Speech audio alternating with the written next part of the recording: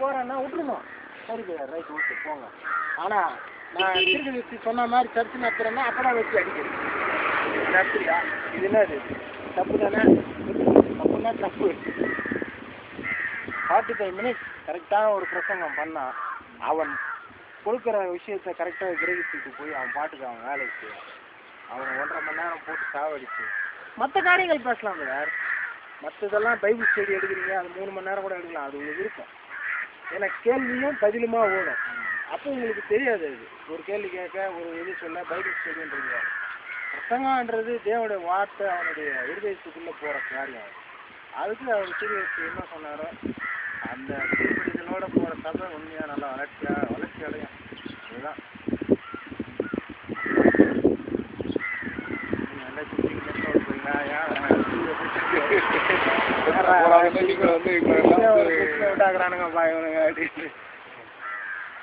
சாடி வச்சுக்கிட்டு இந்த நீ அவங்களுக்கு குரங்க மாதிரி இருக்கிறானுங்க இவனெல்லாம் தூக்கி கொண்டு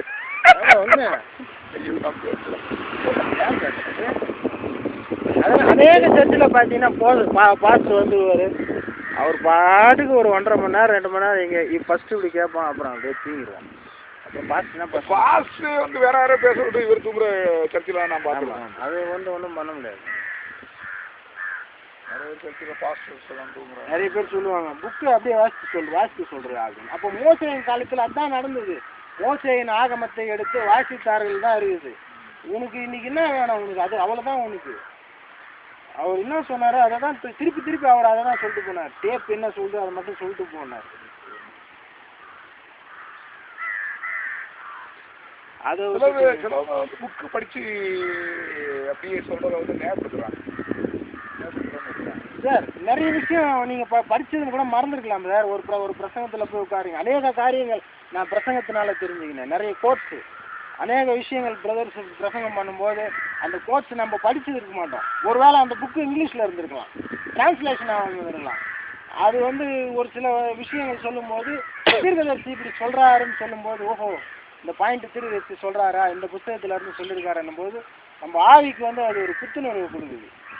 நான் அதாவது என்னுடைய சொந்த வெளிப்பாடாக பேசும்போது அது நல்லா இருக்கும் காரியம், அவ்வளோதான், அதோட முடிஞ்சிடும். ஆனால் அது தீர்க்கதரிசி தேவனே இப்படி சொல்லியிருக்காருன்னும் போது மனசில் வந்து உண்மையாக பரிசுத்தாவி பெற்ற ஒருத்தன் வந்து அது புத்துணர்ச்சியாக இருக்கான். தேவன் நம்மளை இப்படி என்கரேஜ் பண்ணுறாரு அப்படின்னு. அதை விட்டுட்டு என்னுடைய சொந்த வெளிப்பாடை நான் சொல்கிறேன் என்று சொல்லிட்டோம்னா அப்படியா அவ்வளோதான், கேட்கறதுக்கு நல்லா தான் இருக்கு வந்து. ஆனால் இது எங்கே ஏதாவது தெரிய சொல்லியிருந்தா அதை ஏற்றுக்கலான்ற மாதிரி தான் நம்ம இறுதியை நம்மளை சொல்லும்.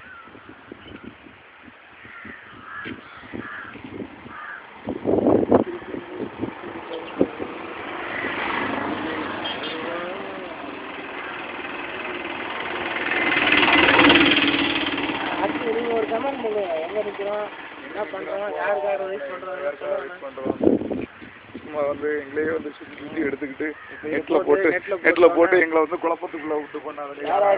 இதெல்லாம் பார்த்துருவாங்க. அதை பற்றி பேசுகிறான்ப்பா வந்து.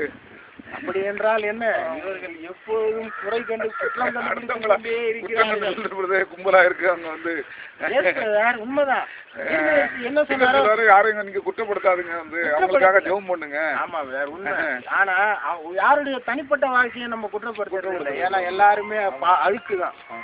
நம்மளுடைய நீதி எல்லாமே கண்ட துணி என்றார் திரு வார்த்தையின் வந்து மாறும்போது அதில் வந்து அந்த காரியத்தை வந்து கரெக்டாக சொல்லும் போது தான் நம்ம அவங்களை குற்றப்படுத்துகிறோம். வந்து அதை எதுக்கு ஒரு மனிதன் எல்லாத்தையும் விட்டுட்டு ஸ்தாபனத்தை விட்டுட்டு எல்லாத்தையும் விட்டுட்டு என்னதான் ஏதோ தேவனுடைய முன்கிரிக்கப்பட்ட கிஃப்ட்ன்ற மாதிரி அவன் ஆற்றுலேருந்து மேலே எல்லாத்தையும் நடந்து போயிட்டு வந்து வழி நடத்துறது எப்படி செய்தியாக கொடுத்தால் ஒழிய மறுபடியும் அவனை வந்து இல்லை அவனை வந்து செய்தியாக கொடுக்க முடியல.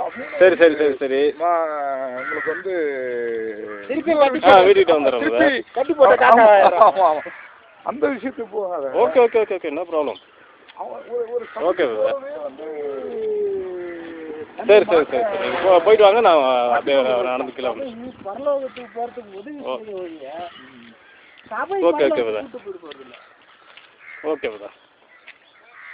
ஓகே என்னண்ணா அங்கே இப்போ உடம்பு சரியில்லையா அவங்கள எடுத்து மட்டும் ஹாஸ்பிட்டலில் விட்டுட்டு வந்துடுறேன் நான். ஆமாம் அப்படியே நீங்கள் வீட்டுக்கிட்டே இருங்க அப்படிலாம். சபை பரலோகத்துக்கு கூட்டின்னு போகுது, உதவி பண்ணுது, ஜஸ்ட் ஹெல்ப். சர்ச்சு வந்து ஒரு உதவி தான் செய்யுது, ஒரு மனிதனை பரலோகத்துக்கு கூட்டு போகுது. சபையை பரலோகத்துக்கு கூட்டு போகாது. சபையை கூட்டு போறதில்ல, ஊழியக்காரன் கூட்டு போறது, யாரும் கூட்டு போறதில்ல. கூட்டு போற ஒன்னே ஒன்று தேவனுடைய வார்த்தையும் வார்த்தை தான், அந்த செய்தியும். இதை மட்டும் ஒரு மனுஷன் கரெக்டா பிடிச்சிட்டான்னா அவன் ஆட்டோமேட்டிக்கா எங்க போகணுமோ அது போயிடுவான். அந்த டேக் ஆஃப் இறங்கு வரிசையில் எண்ணுதல் போல கவுண்ட் டவுன் அந்த ராக்கெட் கிளம்பிடும் சர்ன்னு. அது யாருக்காக வெயிட் பண்ணாங்க, அது யாருக்காக வெயிட் பண்ணாது. கவுண்ட் டவுன் முடிஞ்ச உடனே அது எங்க இருந்தாலும் பிசின்னு போயிடும். பிடிச்சிட்டு போயிட்டு இருக்கும் வந்து அதுக்கு பாட்டுக்கு அதுடைய ஆமா திட்டமிட்ட காரியத்துக்கு அதுக்கு அப்படி அதை நோக்கி போயிட்டு இருக்கும்.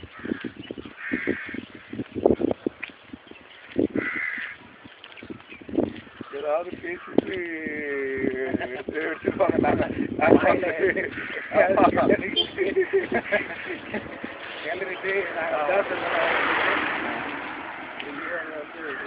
இவங்கதான் அதெல்லாம் சொன்னாங்க, எங்களுக்கு தெரியாதுன்றாங்க. எங்களுடைய எல்லாம் ஜீவஜெயம் தான் எங்களுக்கு சொல்லி கொடுத்தாரு. இங்கிலீஷ் தெரிஞ்சா இங்கிலீஷ்ல சொன்னா நம்ம அவனுக்கும் புரியும். ஃபாரினர்லாம் கரெக்டாக தான் இருக்காங்க சார். ஃபாரின் சர்ச் எல்லாம் கரெக்டாக சர்ச் ஆர்டர்ல கரெக்டாக தான் இருக்காங்க. எனக்கு தெரிஞ்சு அங்கே நடக்கிற சில சர்ச்சு அந்த இதுக்கு இப்போ பார்த்துருக்கேன் சர்வீஸ் எல்லாம் கரெக்டாக அந்த மெசேஜ் எல்லாமே முடிச்சிடுறாங்க. இங்கே வந்து இன்னமும் அந்த ஸ்தாபனத்தின் ஆவி இந்தியாவில் செய்தி உடைய சபைகள் இதென்று நாம் தீர்க்கதரிசிகளுடைய செய்தியை விசுவாசிக்கிற சபைகள் இன்னமும் அந்த ஸ்தாபனத்தின் ஆவியினால் கட்டப்பட்டிருக்கின்றன. ஏன்னா அவன் 2 மணி நேரம் பேசினாலும் இவனும் 2 மணி நேரம் தான் பேசுறான்.